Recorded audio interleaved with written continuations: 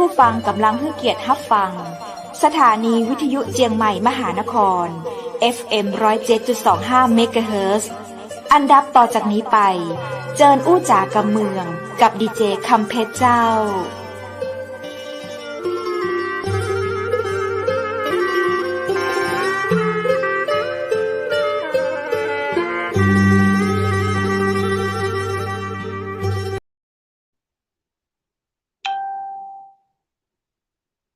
สวัสดีเจ้าสวัสดีคุณผู้ชมที่ฮักและก็ตึงหาจัดนักนะเจ้ายินดีต้อนรับเข้าสู่รายการอู้จ๋ากำเมืองตังเจียงใหม่มหานครแพร่ภาพออกอากาศจากอาคารวังสิงคำอำเภอเมืองจังหวัดเชียงใหม่เจ้าคุณผู้ชมและคุณผู้ฟังเจ้าปีกับปากับข้าเจ้าดีเจคำเพชรนะเจ้าป้ากันในวันนี้เจ้าวันจันทร์ที่18เดือนกรกฎาคม2565เจ้าวันนี้อากาศดีนะเจ้าเนาะทางบ้านคุณผู้ชมเป็นจะไดพ้องฝนตกกันก็เจ้าดูแลรักษาสุขภาพกันตัวไว้นะเจ้าคุณผู้ชมเจ้าในวันนี้ทางเชียงใหม่มหานครเจ้าเฮาได้รับเกียรติจากนายกประยูรส่งประเสริฐนะเจ้าท่านเป็นประธานบริษัท Coffee Farmer ประเทศไทยจำกัดและเป็นนายกสมาคมชาวสวนกาแฟไทยนะเจ้าจะมาอู้จ๋าในรายการตัวเฮานะเจ้าคุณผู้ชมและคุณผู้ฟังเจ้าก่อนอื่นใดที่จะได้ปะกับท่านนายกประยูรหรือว่าดร.ประยูรส่งประเสริฐนั้นข้าเจ้าขอแจ้งวันนี้บ่ได้ปะกับดีเจวูดนะเจ้าดีเจวูดติดภารกิจติดประชุมอยู่เจ้าก็เดี๋ยวถ้าเลิกประชุมก่อนนะเจ้าเปิ้นจะมาอู้จ๋ากับเฮาเนาะจะได้ในช่วงเวลานี้นั้นเจิญปะกับ VIP ของจังหวัดมหานครในคืนนี้ขอเรียนเชิญปะกับท่านประยูรส่งประเสริฐยินดีต้อนรับเข้าสู่จังหวัดมหานครสวัสดีเจ้าครับสวัสดีครับสวัสดีท่านผู้ดำเนินรายการสวัสดีท่านผู้ฟังที่อยู่ทั้งบ้านเลยครับถือว่าเป็นเกียรติอย่างสูงครับที่ได้เข้ามาร่วมรายการกับเชียงใหม่มหานครในวันนี้ครับยินดีจังนักเลยเจ้าท่านที่ข้าเจ้าอู้ไปท่านเป็นประธานบริษัท Coffee Farmer ประเทศไทยจำกัดแล้วก็เป็นนายกสมาคมชาวสวนกาแฟไทยถูกต้องกับเจ้าถูกต้องครับถูกต้องครับเจ้าเป็นได้พ้องเจ้าท่านดร.เจ้าอยากคือท่านเล่าให้ฟังตังภาคใต้ท่านอยู่ที่จังหวัดไหนก็เจ้าผมอยู่จังหวัดชุมพรครับก็จริงๆแล้วเป็นนายกสมาคมมาหลายปีฮะหลายยุคหลายสมัยก็ไม่มีเขาปลดสักทีนึงทำหน้าที่เป็นตัวแทนของพี่น้องเกษตรกรตอนแรกก็ทำอยู่ที่จังหวัดชุมพรแล้วก็ภาคใต้ทั้งหมดแต่ต่อไปก็คุมพื้นที่ทั้งหมดในเรื่องของผู้ปลูกกาแฟนะครับก็มีสมาชิกเยอะแยะนะครับเนื่องจากว่าปัญหาของราคากาแฟในยุคก่อนๆเนี่ยมันมีปัญหาผมเองก็เลยเข้ามาดำเนินการในการเป็นตัวแทนของเกษตรกรเข้าไปสู่กระบวนการในนโยบายของภาครัฐปัจจุบันนี้ก็ยังดำรงตำแหน่งอยู่นะครับเพราะไม่ไล่สักทีนึงฮะ ยังไม่ไล่ก็เลยต้องอยู่หน้าที่ก็คือไปให้วิชาการกับพี่น้องเกษตรกรดูแลเรื่องการตลาดของเมล็ดกาแฟแล้วก็ประชุมกำหนดนโยบายกับภาครัฐแล้วก็นำเป็นคณะกรรมการนโยบายของกระทรวงเกษตรและสหกรณ์ปัจจุบันนี้ก็ยังเป็นอยู่นะครับในส่วนของบริษัท Coffee Farmer ประเทศไทยจำกัดนั้นมันก็ต่อเนื่องมาจากสมาคมเนื่องจากว่าเราเป็นตัวแทนเกษตรกรแล้วก็ช่วงนั้นยุคนั้นกาแฟมันก็มีปัญหาในเรื่องของราคาทำให้เกษตรกรต้องเสียที่เรียกว่ารายได้ไม่เพียงพอต่อการผลิตออกมาค่าวัตถุดิบค่าปัจจัยการผลิตต่างๆเราก็เลยขอโทษทีครับเราก็เลยต้องไปทำหน้าที่ตัวแทนเขาในเรื่องของเข้าไปร่วมกับภาครัฐถ้าไปเป็นคณะกรรมการนโยบายหลายยุคหลายสมัยมานะครับแต่มันก็สาเหตุก็เกิดขึ้นจากผลผลิต การเกษตรในบ้านเรานะฮะพอมีปัญหารัฐก็ต้องเข้ามาแทรกแซงเข้ามาช่วยเหลือเพราะว่าการตลาดกับเกษตรกรเนี่ยเป็นเรื่องใหญ่โตมากเป็นเรื่องอะไรที่จะต้องดูแลกันอย่างทั่วถึงเนื่องจากว่าปัจจัยการผลิตโดยผู้ประกอบการผู้ขายเกษตรกรผู้ซื้อพอเกษตรกรทำผลผลิตออกมาเกษตรกรไม่ได้เป็นผู้ซื้อไม่ได้เป็นผู้ซื้อเป็นผู้ขายอย่างเงี้ยมันก็เลยทำให้ราคามันสวนทางกันอยู่เรื่อยอันนี้นโยบายก็ต้องเข้ามาช่วยเหลือจริงๆแล้วกาแฟบ้านเราเนี่ยมีคุณภาพนะฮะผมไปประเทศเวียดนามไปดูเวียดนามจากเดิมเนี่ยเขามีกาแฟอยู่ประมาณสัก 2,000 กว่าตันบ้านเรามีกาแฟอยู่ประมาณ 50,000 ถึง 70,000 ตันแต่ทำไปเรื่อยๆเรื่อยๆเรื่อยๆเลยนะเจ้าทำไปเรื่อยๆเวียดนามตอนนี้มีเป็นล้านตันฮะของไทยเหลือ 20,000 กว่าตันไทยยังคงเส้นคงวาของเส้นคงวาไม่ได้เพิ่มหน้าเลยแต่ว่าเราก็พยายามผลักดันให้กับเกษตรกรเพราะว่ากาแฟเนี่ยมันเป็นพืชพิเศษบางตัวเหนือกว่าบางตัวหลายๆอย่างนะเพราะกาแฟเนี่ยมันเก็บไว้ได้นานแต่กาแฟเนี่ยมันเสียอย่างเดียวว่าผลผลิตเราเนี่ยมันต่อไร่เนี่ยประมาณ 200-300 กิโลอะไรอย่างเงี้ยฮะมันก็เลยไม่สามารถที่จะแข่งขันกับคนอื่นเขาได้แล้วก็ราคาก็สูงเพราะเนื่องจากว่านโยบายช่วยเหลือเกษตรกรไว้แต่ว่าเรื่องของผลผลิตเรื่องของรสชาติเนี่ยโอ้โหเมืองไทยนี่สู้กับเขาได้เกือบทุกประเทศเลยเพราะว่าพื้นดินบ้านเราดีเกษตรกรบ้านเรามีความสามารถแล้วก็มีการพัฒนาได้เร็วตรงนี้พัฒนาได้เร็วก็คือพัฒนาในเรื่องของรูปแบบสายพันธุ์ในเรื่องกระบวนการการเก็บเกี่ยวเรื่องกระบวนการเพาะฮาร์เวสต์กระบวนการดูแลอย่างเงี้ยเกษตรกรบ้านเราเก่งมากครับก็เนี่ยสิ่งที่มาที่ไปของผมก็คือปัญหาของเกษตรกรเมื่อก่อนก็ต้องบอกตัวผมเป็นนักเดินขบวนตัวยงอะฮะเดินขบวนให้กับพี่น้องเกษตรกรให้พี่น้องเกษตรกรแต่ช่วงหลังๆก็ประสบความสำเร็จเลยเนาะครับนโยบายตอนนี้มันก็มีปัญหาของบริษัท Coffee Farm นี่แหละเนื่องจากว่าผมเนี่ยประชุมกับหน่วยงานราชการเยอะ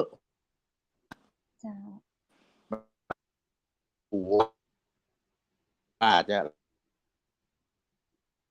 ตีนายกเนี่ยจะใช้เกษตรกรเนี่ยไม่สามารถที่จะทำอะไรนะธุรกิจได้ผมนี่ก็เลยบอกว่าเรานี่คนไทยเขาบอกว่า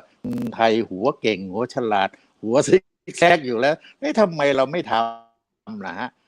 เราจะได้ช่วยเหลือเกษตรกรได้ด้วยราคาผลผลิตมันก็จะได้มีราคาที่สูงขึ้นก็เลยก่อตั้งบริษัท Coffee Farm เมื่อแห่งประเทศไทยจำกัดขึ้นมาแต่เดิมทีเนี่ยผมต่อตั้งเป็นเกษตรกรของเธอ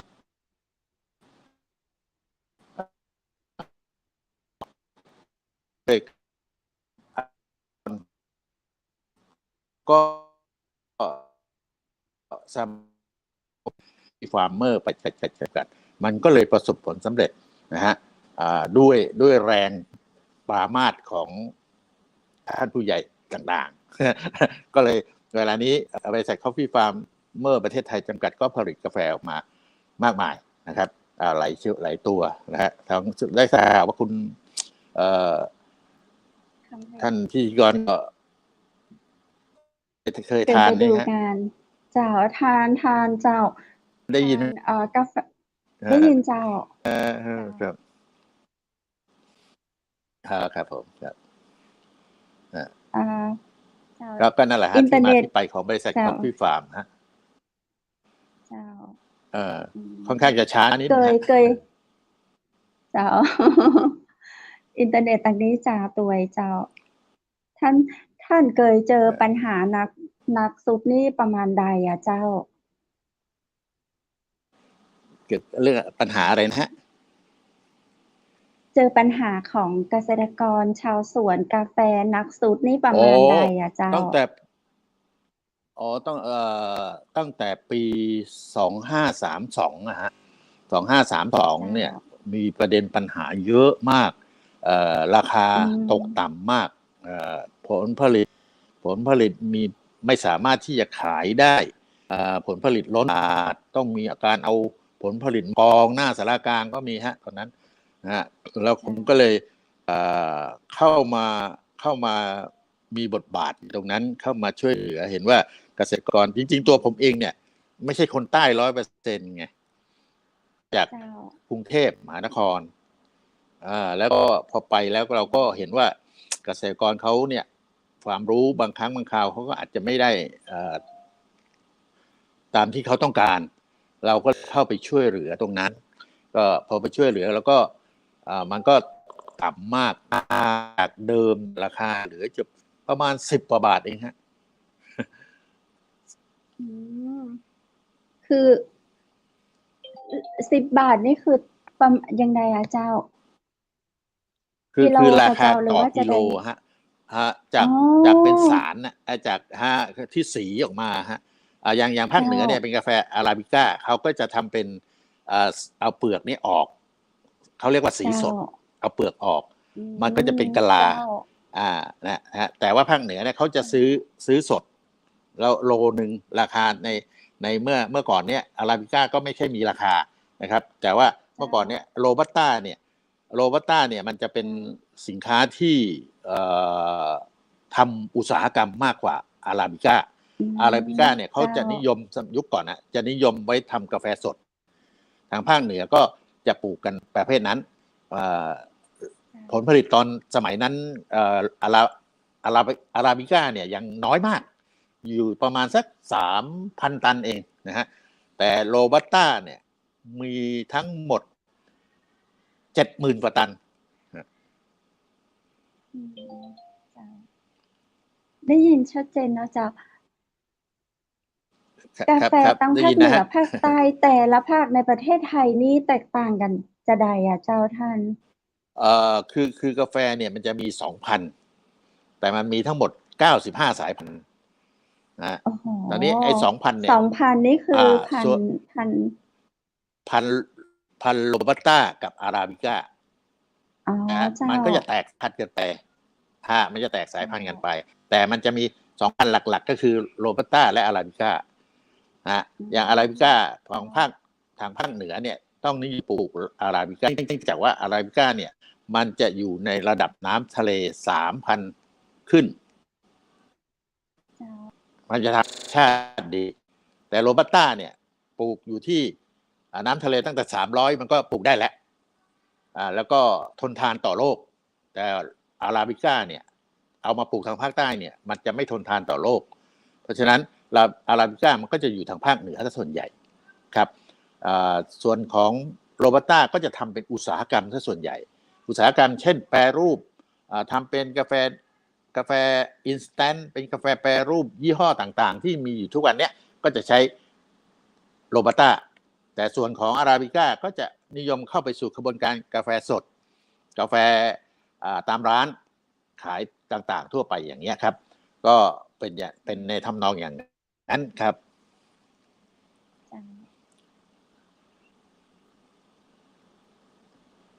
วันนี้ถ้าได้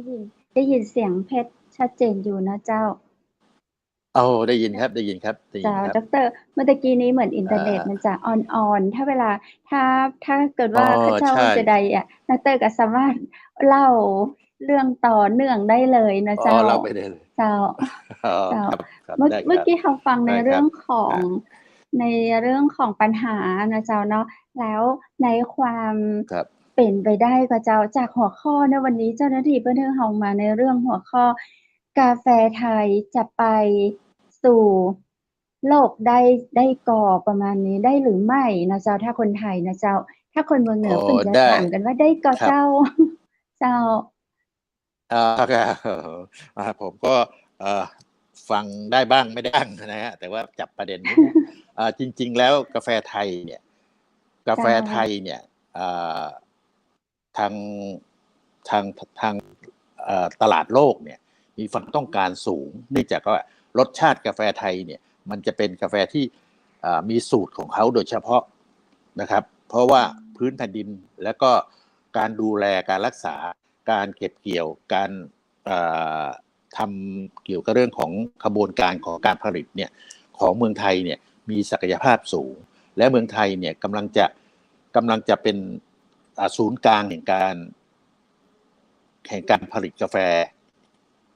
แฟโลกด้วยกาแฟเอเชียแหละเป็นตัวแทนของเอเชียจริงๆตอนนี้เราได้มีการผลักดันเรื่องของนโยบายนะครับผมเองเป็นคนผลักดันในเรื่องของนโยบายการผลิตกาแฟแล้วก็เพื่อเข้าสู่กระบวนการของราคาของตลาดโลก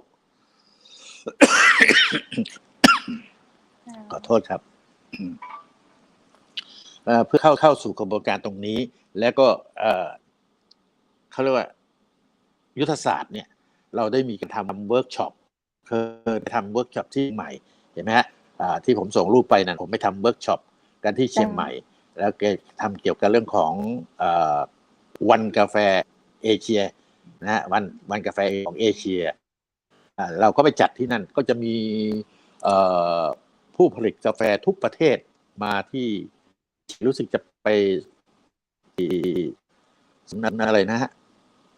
ศูนย์อะไรโลกนะฮะศูนย์พฤกษาโลกบ้าที่เชียงใหม่อ๋อเจ้าเราก็ไปจัดที่นั่นนะครับเจ้าเราไปจัดมีผู้ผลิตผู้ก็เราเล็ดแล้วเลยสร้างยุทธศาสตร์ขึ้นมาก็เลยฝากพี่น้องชาวกาแฟทางภาคเหนือด้วยว่าเราก็มีการผลักดันตรงนี้เนื่องจากว่าคะแนนของเราเนี่ยหลายประเทศด้วยนะครับเนี่ยเสร็จแล้วมาออก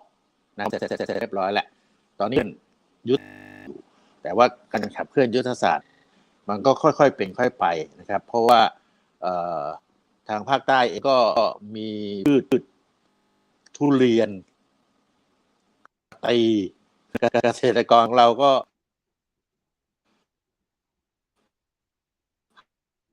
หันไปหาเรียนเยอะ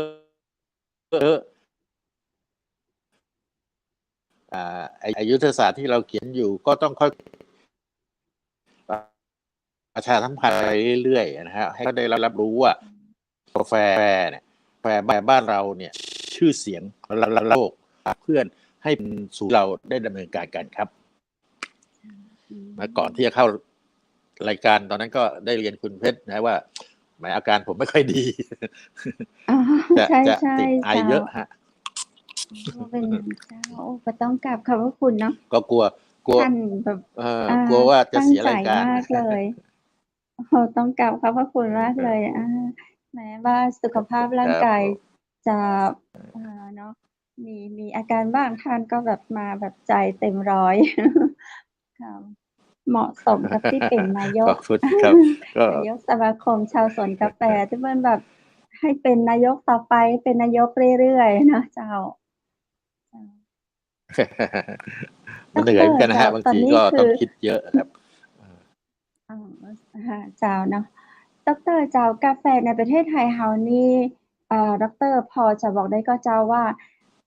กาแฟจังหวัดไหนที่แบบมีคุณภาพในเรื่องของกาแฟมาอันดับต้นๆเนี่ยเจ้าอ๋อจริงๆแล้วถ้าเอาแยกเป็น2,000นะฮะถ้าพันโรบัสต้าเนี่ยจะอยู่ที่จังหวัดพรใหญ่นะมาเหมาะสมที่สายของ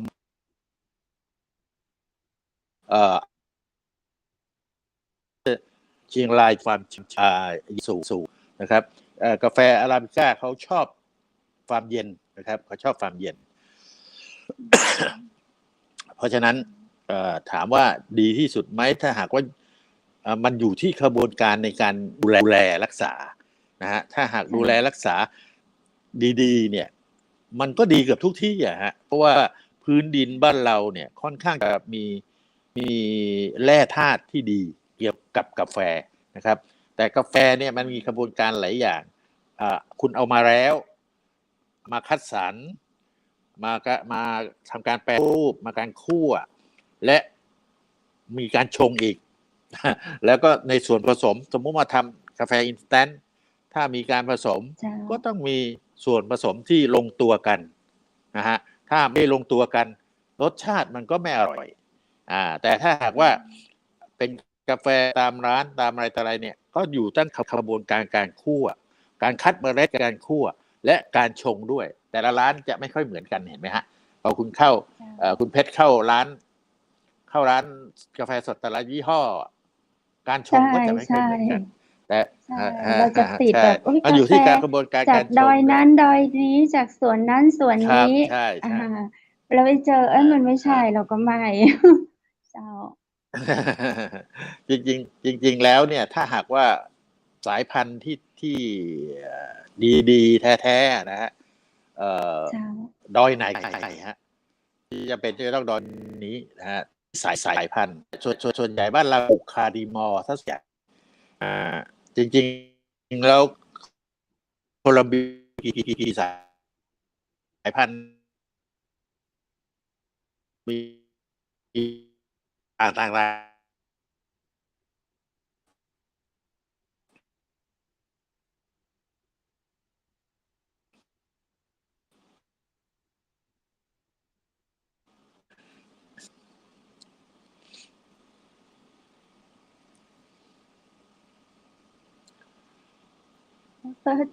รเจ้าครับเสียงข้าเจ้าหรือว่าเสียงดรหายเน็ตไม่ค่อยดีเน็ตไม่ค่อยดีของผมก็เน็ตโดดนะเจ้า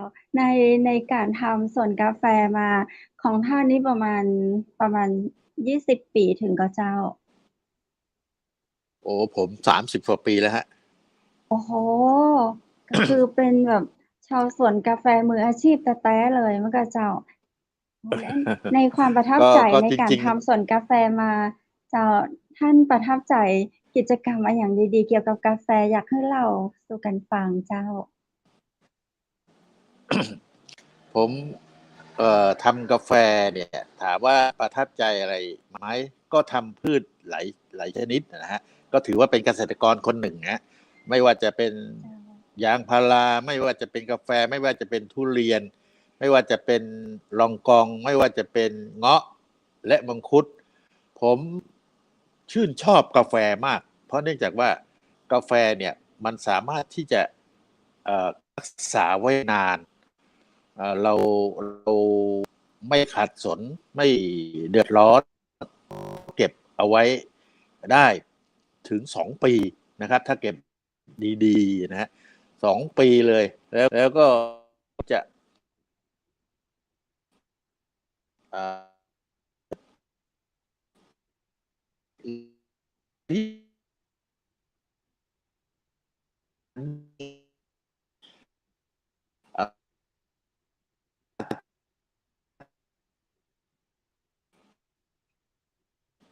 แรงงานสูงมันก็มี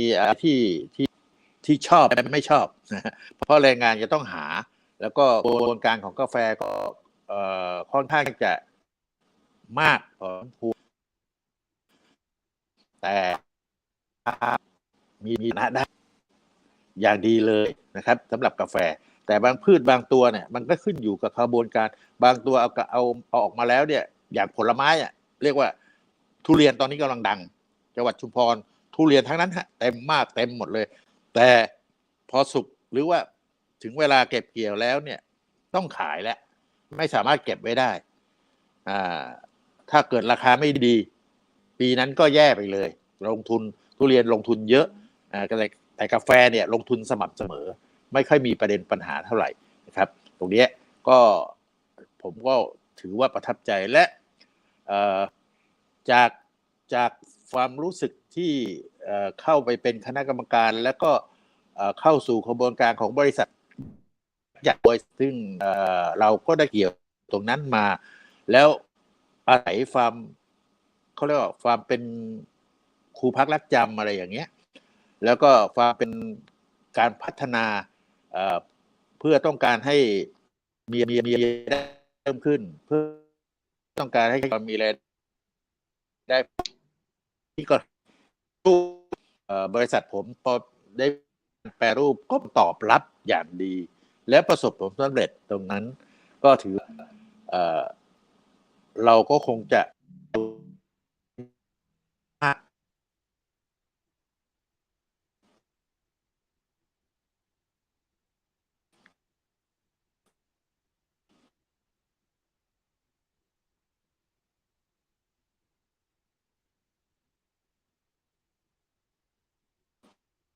ไปสำหรับเป็นของผมนะฮะที่ไม่ค่อยเสถียรนะครับเพราะว่าผมก็จะอยู่บนเขาหน่อยนะตอนนี้ส่วนที่ทำงานอยู่ข้างล่างส่วนข้างบนจะเป็นเขานะครับก็ภาคใต้ก็มีข่าวเหมือนกันออกรายการนะ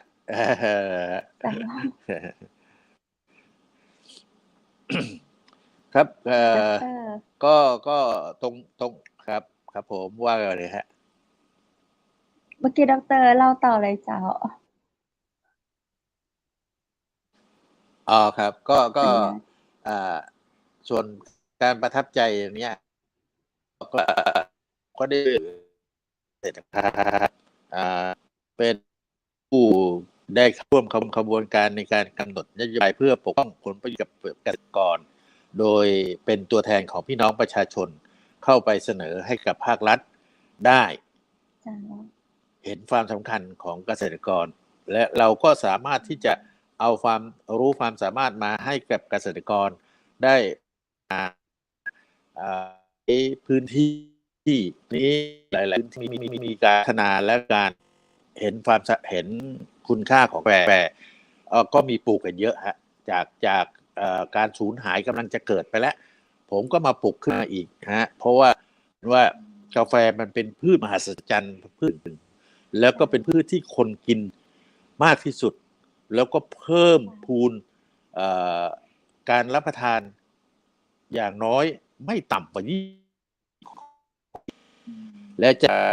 กาแฟบ้านเราเปิดคาเฟ่กันเยอะแยะเลยแล้วมันเป็นศาสตร์เป็นศิลป์เลยใครเปิดคาเฟ่มาคาเฟ่จะต้องมีเขาเรียกว่ารูปลักษณ์ที่จะต้องมีกาแฟมีรูปลักษณ์ที่ดีใช่ฮะตรงนั้นนะฮะครับมันเป็นที่น่าภูมิใจมากๆครับผมก็เลยบ้านผมปลูกนะฮะผมถึงเป็นโรงปลูกด้วยใจในตัวทำกับคนมีสีสุขไปกับการผลิตกาแฟของผมเพราะว่าผมเนี่ยรับ OEM รับ OEM ก็คือหมายถึงว่าผลิตให้กับใครก็ได้ที่อยากจะมีแบรนด์เป็นของตัวเองมีเงินเล็กๆน้อยๆพอที่จะสู้การตลาดได้อยากจะทำแบรนด์ของตัวเองออกขายมีชื่อเป็นแบรนด์ของตัวเองผมก็ทำแล้วก็ทำให้หลายๆเจ้าได้ร่ำรวยนี่แหละเป็นความภูมิใจเลยฮะเป็นความภูมิใจที่สุดเลยไม่ใช่ว่าแบรนด์ตัวเองนะร่ำรวยแต่คนอื่นก็ร่ำรวยไปกับเราด้วยนะหลายแบรนด์ประมาณสัก40กว่าแบรนด์นะฮะโอ้โหเจ้าแล้วก็จริงๆแล้วก็ยุคนั้นอ่ะได้เรื่องของวิทยุผมไปอะไรอ่ะในยุคก่อนๆเลยตอนนั้นผมวิทยุชุมชนเนี่ยเกิดขึ้นมาใหม่ใช่แล้วก็วิทยุก็รวมกลุ่มกันทำแบรนด์ผมทำให้กับวิทยุเนี่ยรู้สึกประมาณสัก30 รายได้30 รายได้แล้วก็บางรายรวยเลยบางรายรวยเลยฮะบางรายก็แล้วแต่นะแล้วแต่ความคิดของแต่ละคนผมทำวิทยุรวยเยอะหลายนั่นเพราะช่วงนั้นวิทยุชุมชนเนี่ย กำลังฮิตนะแล้วก็อะไรทำโฆษณาของตัวเองกันอย่างสนุกสนานตอนนั้น กา ก็ แฟ ภูมิใจ ดีเจอย่างนี้เนาะเจ้ามีเยอะแยะ ช่วย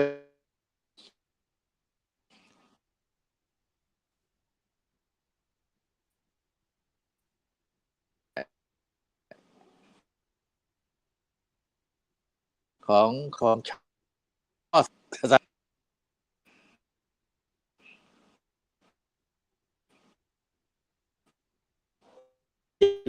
ที่ว่าเราอยู่กับกาแฟเราช่วยทั้งเกษตรกรเราช่วยทั้งสังคมเราช่วยทั้งผู้ที่อยากจะมีรายได้ และก็มีความตั้งใจในการที่จะมีรายได้ ก็พัฒนาให้ความรู้เกี่ยวกับเรื่องของเทคโนโลยีให้ความรู้เรื่องของรถรู้เกี่ยวกับแรงผลิตเนี่ยภูมิใจมาก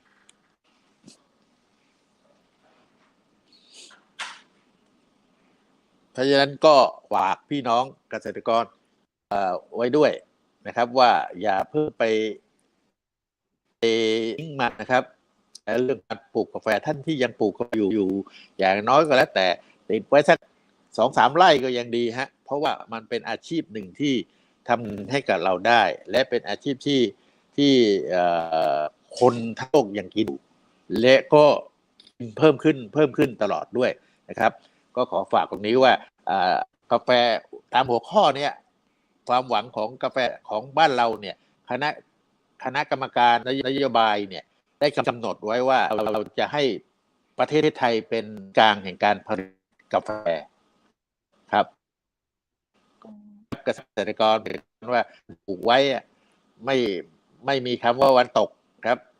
รับประกันได้ว่ากาแฟเนี้ยจะมีการบริโภคเพิ่มขึ้นผมยกตัวอย่างเลย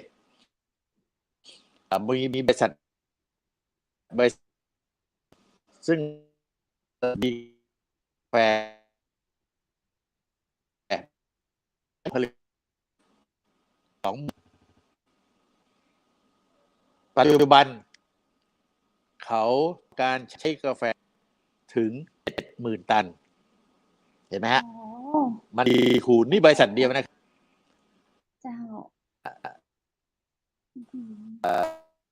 ที่เยอะแยะอันนี้บ้านเราไม่พอเขาก็นำเข้านะแต่ถ้าหากว่าเรามาพัฒนา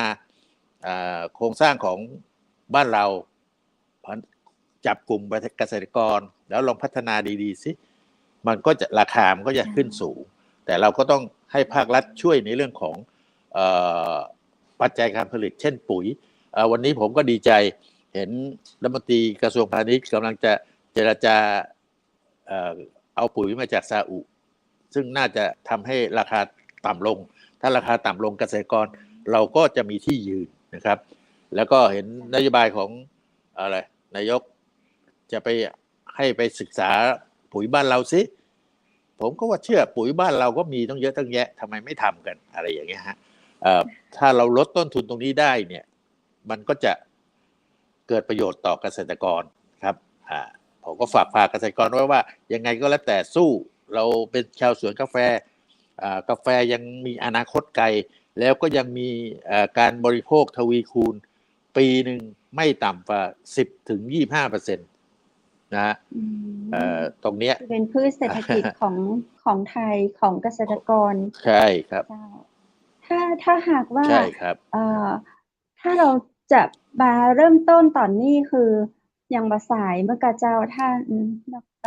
ประยุนเจ้าโอ้ไม่สายฮะไม่สายถ้าหากมีที่นะฮะผมก็อยากจะให้จัดใช้ทฤษฎีของของร.9 ฮะเจ้าแล้วนะฮะเราจะรู้ว่าแล้วลองมาเปรียบเทียบกันดูว่าอันไหนจะดีนะฮะยังไม่สายฮะเพราะว่า การบริโภคของมนุษย์เนี่ย ก็พูดง่ายๆว่าเพิ่มขึ้นไม่หยุดฮะแล้วเดี๋ยวนี้คนกินกาแฟฮะ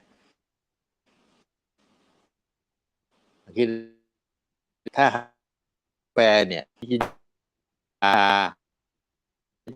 กินแต่เดี๋ยวคนกินกาแฟครับเพราะฉะนั้นกาแฟที่ออกมาใหม่ไม่ว่าจะเป็นยี่ห้ออะไรก็แล้วแต่เห็นขายหมดครับผมก็ถือว่าไม่สายนะฮะยังไงก็ไม่สายครับกาแฟที่เขาปลูกประมาณกี่ปีเจ้าถึงจะได้ผลผลิตอันนี้เขาเพาะกันแล้วเนี่ยผลผลิตถ้าเอาลงแล้วดูแลดีๆเนี่ย3 ปีก็ได้กินแล้วได้ผลผลิตแล้วเจ้าสามปี ก็ได้ผลผลิตแล้วครับท่านเจ้าในความเข้มข้นของกาแฟก็คืออายุประมาณ3 ปีนี่ก็เจ้าหรือว่ามีอายุเปิ่นอุกเมืองหรือวิอายุประมาณไหนที่จะดีที่สุดคะไม่คือผลผลิตที่ดีมีการดูแลที่ดีเนี่ยผลผลิตความเข้มข้นได้แล้วฮะไม่เกี่ยวจะต้องต้นนี้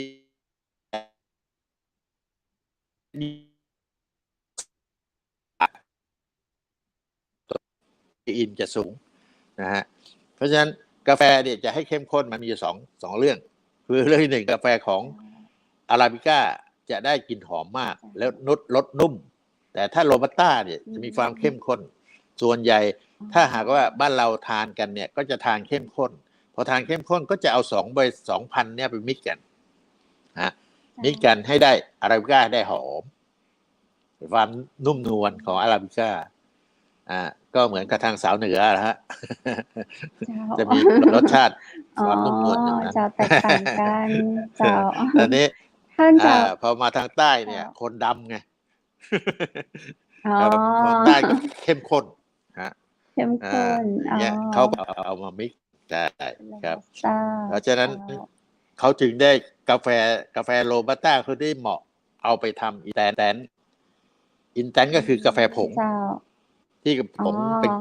นะฮะก็บางคนก็เอามามิกเป็นทีนะบางคนก็เอามามิกเป็นกาแฟอะไรเพื่อสุขภาพมีตัวนู้นตัวนี้มีวิตามินมีผสมกันแบบกินแล้วอิ่มอะไรเงี้ยเยอะแยะฮะตรงนี้ครับแล้วแต่สูตรเป็นนวัตกรรมของคนคิดครับเรื่อยๆแล้วก็คนไทยก็มีการรักใส่ครีมปกติก็จะไม่ทานกันแล้วช่วงหลังทานกาแฟไม่ใส่ครีมก็เป็นกาแฟดำเป็นกาแฟอะไรอย่างเงี้ยฮะโรบัสต้าก็เหมาะทำให้อินสแตนต์ก็อินสแตนต์ก็คือเนพวกนี้อินสแตนต์หมดฮะจะชิโรบัสต้าแต่อาราบิก้าก็จะเอามาทำบ้างเล็กน้อยเนื่องจากว่าตัวกาแฟ 2,000 เนี่ยมันต่างกันตรงที่ว่าคาเฟอีนของโรบัสต้ามันสูงแต่คาเฟอีนของอาราบิก้ามันจะต่ำมันก็เลยทำให้คนนิยมทำกาแฟสดโดยอาราบิก้าครับดร.เจ้าพอดีมีเปิ้ลถามมีคนถามมานะคะว่าในการทำกาแฟเพื่อสุขภาพแล้วจะคงเหลือความเป็นกาแฟอยู่หรือเปล่าทำไมไม่เป็นกาแฟก็คือกาแฟมีกาแฟเพื่อสุขภาพผสม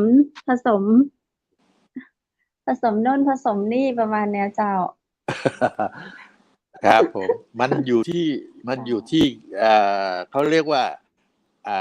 บริโภคนะครับผู้บริโภคก็คือกาแฟเนี่ยพอเป็นกาแฟทีนวันคำว่าทีนวันก็มันก็จะมีครีมน้ำตาล าแฟที่ปริมาณที่ที่มีส่วนผสมกันอันนี้พอมีอย่างนี้ปุ๊บเนี่ยมันก็จะมีขบวนกา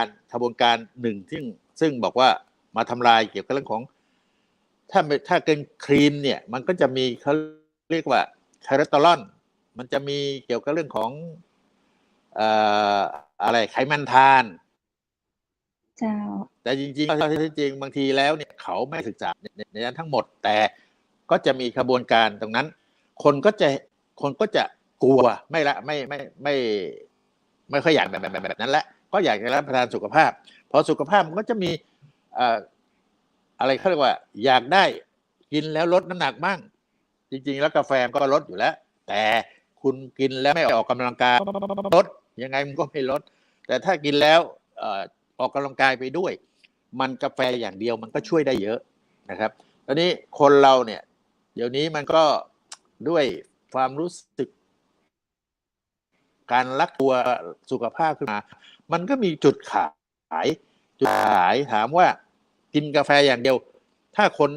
นิยมกาแฟและเป็นคอกาแฟก็กินกาแฟอย่างเดียวถูกต้องแล้วครับแต่ทางบางคนเขาอยากจะกินกาแฟซึ่งมีส่วนผสมของสมุนไพรเข้าไปอะไรอย่างเงี้ยเขาก็อยากจะกินแบบนั้นมันก็เลยกลายเป็นว่าเรียกกาแฟสุขภาพผมก็คงจะไปบอกว่าดีลีก็คงจะบอกว่ามารันปลาของคนที่กินแต่ว่าผมก็เห็นด้วยครับก็ยังคงความมีกาแฟอยู่นะจ๊ะเพราะกาแฟก็ยังเป็นกาแฟอยู่ในตัวของเปิ้ลอยู่เพียงแต่จะได้คุณค่าของผลิตภัณฑ์ที่เอามาผสมนั้นเพิ่มเติมใช่ไหมคะใช่ก็ส่วนใหญ่เราก็จะเน้นกาแฟไว้นะครับส่วนใหญ่ถ้าบอกว่าถ้าโรงงานผมเนี่ยผมก็จะเน้นในเรื่องของกาแฟเพราะว่าส่วนใหญ่ผมก็จะถามผู้บริโภคว่าคุณจะทานกาแฟเพื่อสุขภาพมีส่วนประกอบบ้างโดยจริงๆแล้วข้อเท็จจริงแล้วส่วนประกอบอันนั้นเนี่ยก็คงจะช่วยได้ในระดับหนึ่งเท่านั้นแต่ถ้ากินกาแฟก็ควรจะมีกาแฟในเปอร์เซ็นต์ของมันตามกำหนด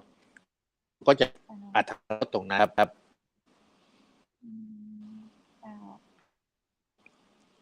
มันมีอินเทอร์เน็ตไม่เสถียรเท่าไหร่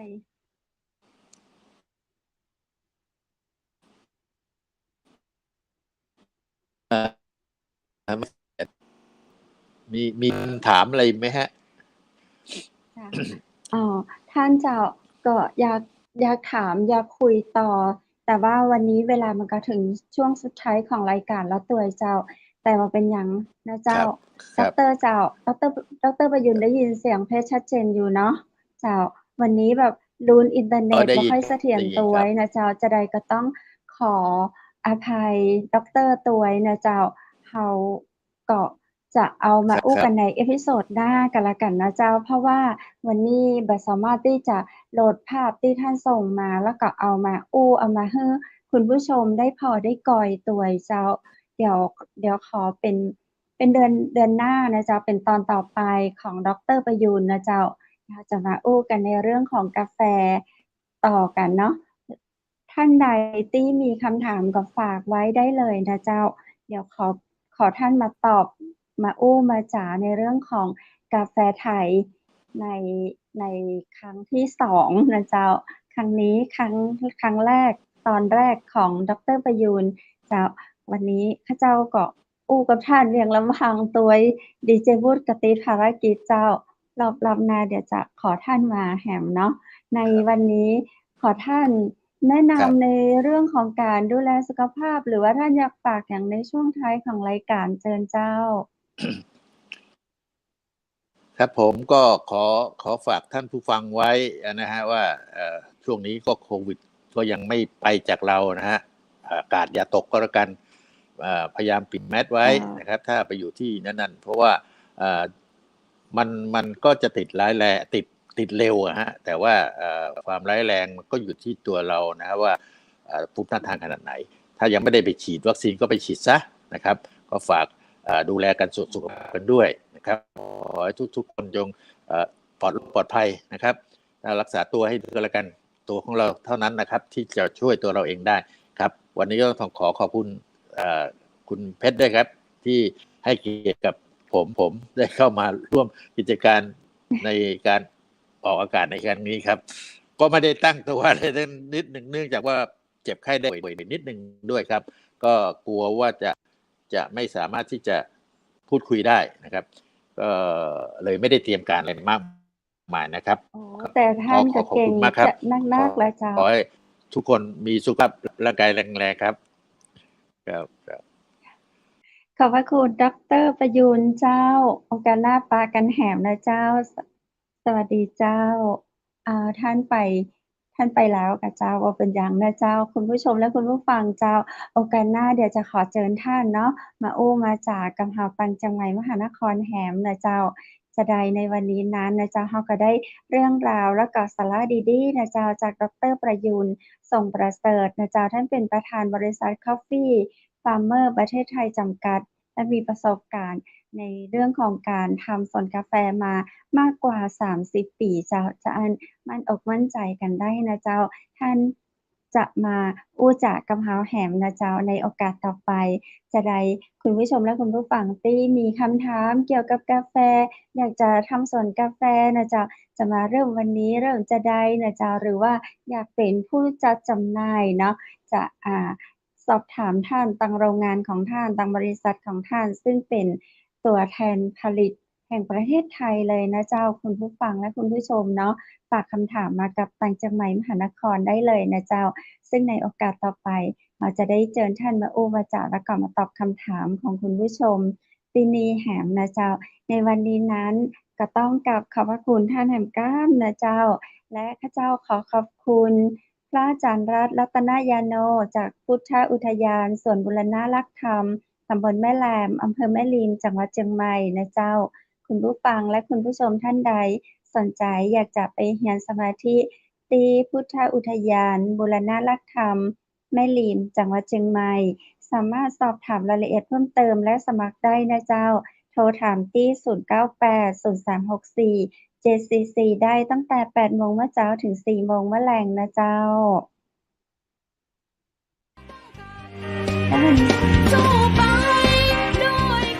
สถานีวิทยุเจียงใหม่มหานคร 107.25 เมกะเฮิรตซ์ขอแสดงความห่วงใยและเป็นกำลังใจให้ทุกท่านในช่วงการระบาดของโรคโควิด -19 ในครั้งนี้เพื่อลดความเสี่ยงควรสวมหน้ากากอนามัยทุกครั้งล้างมือเป็นประจำขอให้อยู่ที่บ้านให้นักที่สุดด้วยความปรารถนาดีจากหมู่เฮาเจ้าเจียงใหม่มหานครสนับสนุนโดยกาแฟโกแม็กคอฟฟี่และโรงแรมแม่เสรียงเวียงงามโทร 053-621-444 และ 081-595-2883